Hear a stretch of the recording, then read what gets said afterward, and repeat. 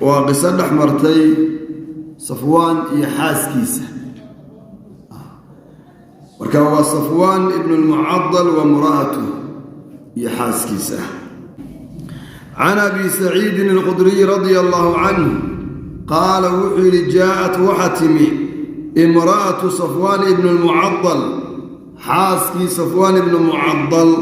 إلى النبي قايوتي صلى الله عليه وسلم ونحن أنقنا عنده النبي قايان أكتبني فقالت وحيت لها وين داسي يا رسول الله رسولك إلهي إن الزوجي من كيغا صفوان بن معضلها يضربني ويقرعا إذا صليت مركن تكريه ويدلا ويفطرني ويغفر يا صومك يجبيا إذا صمت مركن صوم ولا يصلي متكد نكني صلاة الفجر صلاة الصبح متكده حتى تطلع إلى كصبح الشمس على عده. قال وحيدي وصفوان نك صفوان إلا قعبنا يانا عنده عند النبي يكتب صلى الله عليه وسلم. قال وحيدي فسأله النبي يا ويدي عما قالت وحيت لها وين كور النبي دعوة لقاسو قد بيي. فقال وحيدي صفوان يا رسول الله رسولك إلهي أما قولها أراحظ إلادهي يضربني ويدلا ويقرع إذا صليت مركن تكدو فإنها إيض تقرأ وحي أخرجها سورتين لبصور ضوض عن شعلها فقد نهيتها وأن كرب عنها إيضا نالبضا سورة أنا إسكالها قيم منقولي دبا نوي أخرجها النمركة وأن قرعها. قال وحي فقال وحي لو كانت فقال النبي وحي لو كانت هضيها الله سورة واحدة سورة ما بقرأ وعن لها لكفت الناس ذاتك ربك في الله هيت. وأما قولها ورحض إليها يفطرني ويغفر يا صومك يجبيا فإنها يد النبي الله تصوم ويصنت وأنا أنون الرجل نبان هي شاب يرى فلا أصبر ما صبر كره إسلام صون بجلسة أنا تصوم كما يلي ما صبر كره. قال وحي فقال وحي رسول الله صلى الله عليه وسلم نبي وحي يومئذ ما لنت لا تصومن يسن صوم امرأة هويني إلا بإذن زوجها إذن كان كده يعني صوم. قال وحي وأما قولها رحض إلادها بأني أنا لا أصلي إنانا تكن حتى تطلع الشمس إلى العد كصبح فإن أنه أهل بيت قيسمان النهي قد عرف لنا وعلى لكي قلنا ذلك أرنكاس وتظهر دب ضمن النهي لا نكاد مسجن نستيقظ إنا نتوسنه حتى تطلع الشمس إلى العد كصبح. قال النبي وحيد فإذا استيقظت مركع توسط فصلي صلاتك. قصدني والضوء كل حيسة صفوان إسلامتي بكعبتي. عن أبي سعيد الخدري رضي الله عنه قال وحي جاءت وحتمي امرأة صفوان حاسكي صفوان باتمي صفوان ابن المعطل إلى النبي أيوتي صلى الله عليه وسلم. نبي أشكته لتني ونحن أنقنا عنده نبي أكسل جبني. فقالت هوين إذا سوحيت لي يا رسول الله رسولك إلهي إن الزوجين من كيد صفوان بن معضل يضربني ويقرعه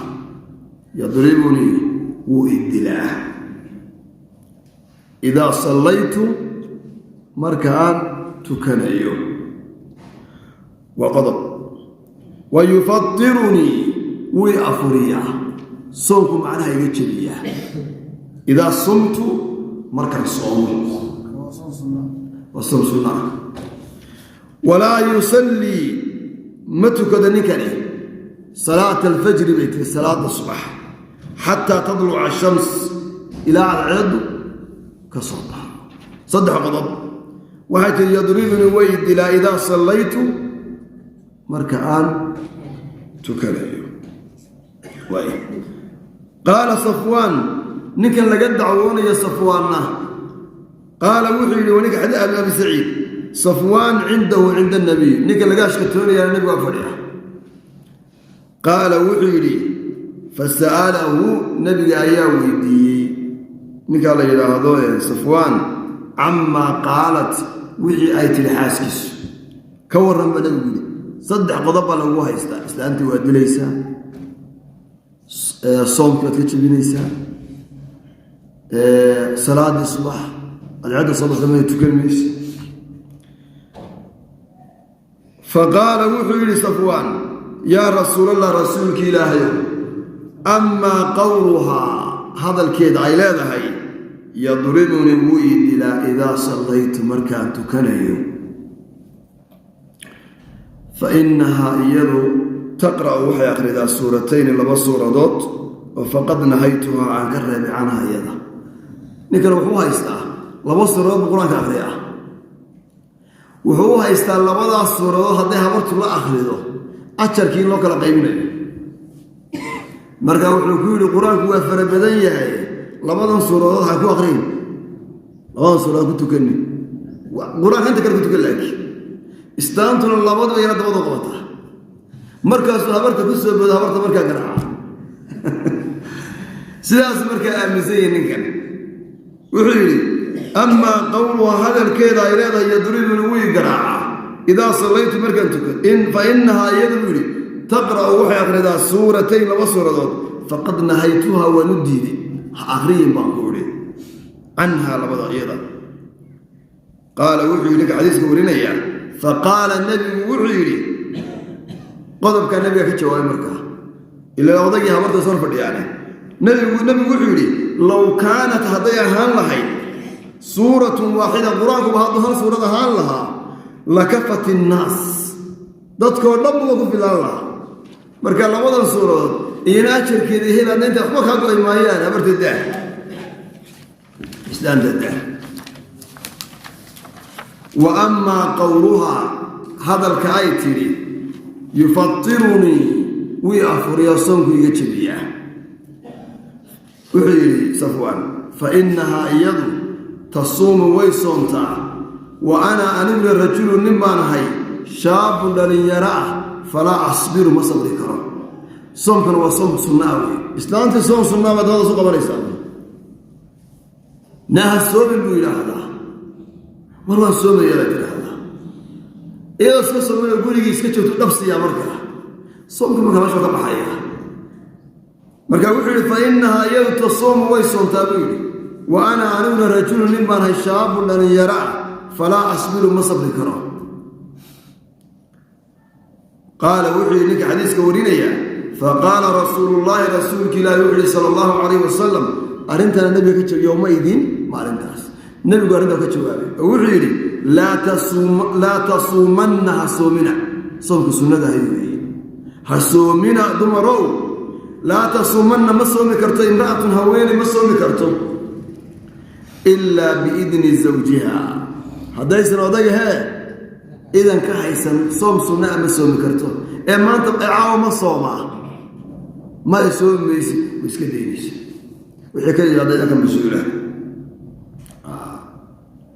wayna idan haysataa qaala raawigu wuxuu yidhi wa amaa qowluha hadalka ay leedahay qaala wuxuu yidhi Safwaan wa amaa qowluha hadalka ay leedahay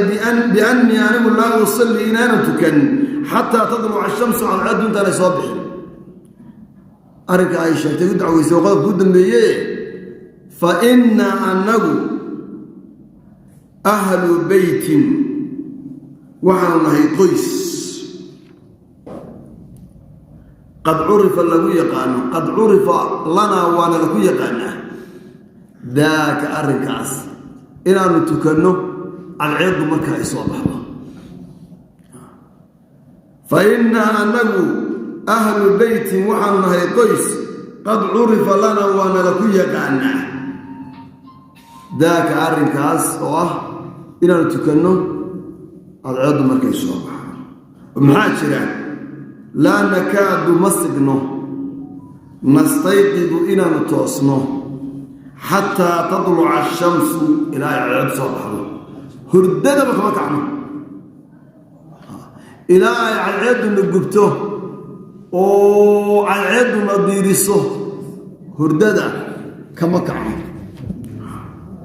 لا نكاد مسجنا نستيقظ إلى نتوصنا حتى تطلع الشمس عن عدد الصبح. قال النبي وحي فإذا استيقظت مركا توستو فصلتكم وعرفي واسكت يا عادة جرته تظهر دولة أضيها بيك الدمان مضحبا عن قادرة عدس مكان النبي وحي صلوات الله والسلام عليه فإذا استيقظت مركا توستو هردك كعضو فصلتكم